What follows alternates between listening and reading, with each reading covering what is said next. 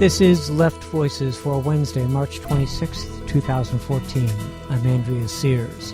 Tonight, the president stepped forward this week in terms of acknowledging that it's unnecessary to collect every American phone number in order to protect the country is an important first step, but it's just a very small piece of a much larger puzzle. Obama calls for an end to NSA bulk phone data collection.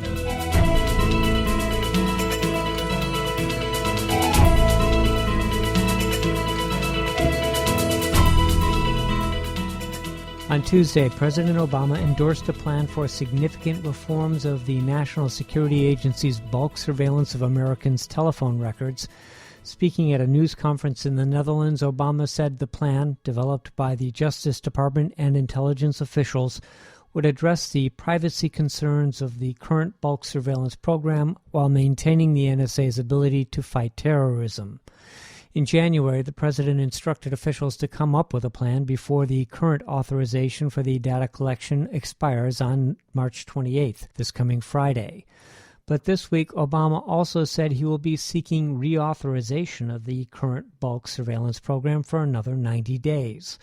Although the plan itself has not been made public, the basic outline was laid out in an article in the New York Times. It would end the NSA's bulk collection, leaving the phone records in the possession of the telecommunications companies. Those companies would only be required to retain the records for 18 months instead of the 5 years the NSA has been keeping them, and the NSA could only access specific records by court orders issued by the Secret Foreign Intelligence Surveillance Court, or FISC. Brett Max Kaufman, a fellow at the American Civil Liberties Union's National Security Project, says the reforms the president has laid out would be very welcome, but there are still a number of questions about the details. In particular, whether the end to bulk collection is just with respect to phone records or whether it covers all kinds of records. Because Section 215 of the Patriot Act, the section of the FISC law that authorizes the bulk collection program according to the government and the FISC, also allows for the collection of other kinds of records. And so far what we've seen about the president's proposal makes it seem limited to phone records only, and we certainly believe that bulk collection is inappropriate for all kinds of records. If the program were to expire, how would that differ from the president's proposal?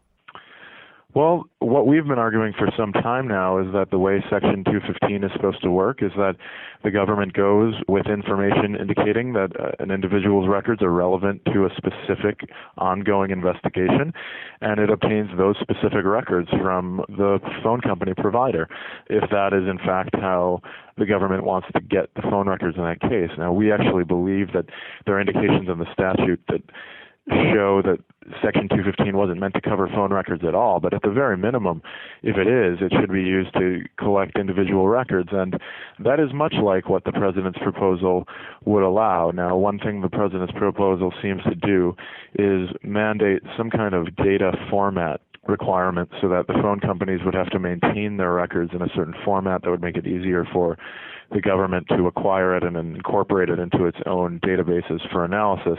So that's one thing that might be missing if the government simply stopped collecting now, but that option is certainly open to. There is legislation pending in Congress. The House Intelligence Committee has floated its own bill, which would be vastly different from the president's and would actually be much more permissive. There's also the USA Freedom Act. How do these compare? Well, the bill introduced from the House the other day has one glaring error or one glaring absent requirement that the president's proposal does have, and that's getting judicial approval from the FISC before the government is able to go to a phone company and obtain records. So the president's proposal would have the government have to go to the FISC, which is the Secret Surveillance Court in Washington, and submit evidence or affidavits about the relevance or evidentiary value of the records it's seeking before going to the phone companies. Now, the House bill introduced by Mike Rogers, the head of the House Intelligence Committee, would allow the government to simply go to the phone companies on their own and perhaps seek judicial approval after the fact. That's a wholly inadequate solution. And as you mentioned, there's one more comprehensive bill right now introduced in Congress called the USA Freedom Act, which was introduced in the House by Jim Sensenbrenner and in the Senate by Patrick Leahy. And that bill goes even farther. It does, as I mentioned before, end all bulk collection under Section 215. It's unambiguous about that. So it would prohibit the bulk collection of internet metadata records, records about gun ownership, library records, medical records, things like that. It also goes a long way to reforming how the FISC works. It would introduce an advocate into the FISC process so that civil liberties are protected by a lawyer who can argue against the government in these secret proceedings. And it would also introduce various transparency reforms that are really important in any kind of reform effort.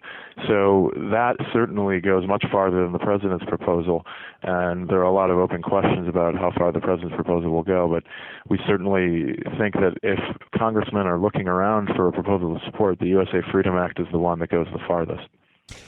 Do any of these measures address the data that has already been collected? The president's proposal, as far as I've seen, doesn't address that. I think one news report in the New York Times mentioned that perhaps that data would simply age off the way that it does now, which is after 5 years. That seems both incompatible with the purpose of the reform as well as unnecessary. One of the reasons that President Obama gave for why he has moved in this direction is that the data becomes much less valuable after 18 months. And there really seems to be no reason why the government needs to hold on to 5 years worth of data and allow it to age out as that data passes the 5-year mark, when its own new proposal acknowledges that 18 months is completely sufficient. So that's one area where we would like to see the details on the president's proposal when he does unveil it. And is there anything that covers international communications that go from the U.S. to foreign countries, or communications of U.S. citizens when they're traveling abroad? Well, the president's proposal will only address the phone records program under Section 215 of the Patriot Act, and that program does cover calls that would travel over American telecommunications networks, and it could include some international calls as well. But this is not a proposal that addresses the government's spying program under Section 702 of FISA, also known as the FISA Amendments Act, which is the basis for the PRISM program, as well as the government's collection of information under its upstream program, which are far broader dragnets of surveillance. They acquire content, including the content of Americans' communications, and now those provisions are under challenge in criminal proceedings in which defendants have been given notice that that kind of surveillance was used against them or was going to be introduced at trial against them. So this bill obviously goes nowhere near that program. It's very much focused on the domestic phone records program. So how could we feel assured that there isn't some other secret program that we haven't found out about yet, or that there are other secret legal opinions from the Office of Legal Counsel or from the Foreign Intelligence Surveillance Court that authorize surveillance we haven't heard about yet? Well, there certainly might be. Months ago, the New York Times reported on a secret program also under Section 215 run by the CIA in which it's collecting financial records in bulk from wire transfer services like Western Union. That hasn't been acknowledged by the government, and so far that is one of the only ones that has been publicly disclosed or fainted at by the news media, but there certainly is no guarantee that there are no more bulk collection programs, and that's, again, why it's very important that any reform proposal make explicit that the end to bulk collection is not simply limited to phone records. And, of course, the way that legislative language works, amending Section 215 to specifically prohibit bulk collection of call records without mentioning any other kinds of records could give rise to the implication that bulk collection of those other types of records was actually okay. And that is certainly an outcome that needs to be avoided here, and it's yet another reason why legislation like the USA Freedom Act should be the choice in order to protect American privacy.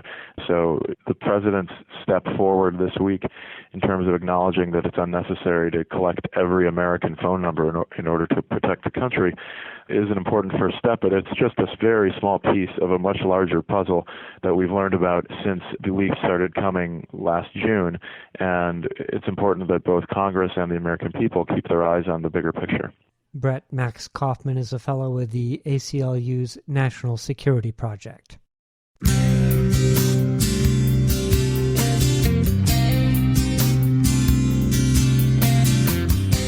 This has been Left Voices for Wednesday, March 26, 2014. You can help support this experiment in independent journalism by visiting our webpage at www.leftvoices.net and following the Ways to Support Left Voices link at the top of the page. Join us again tomorrow for more news and information from a progressive perspective. I'm Andrea Sears for leftvoices.net.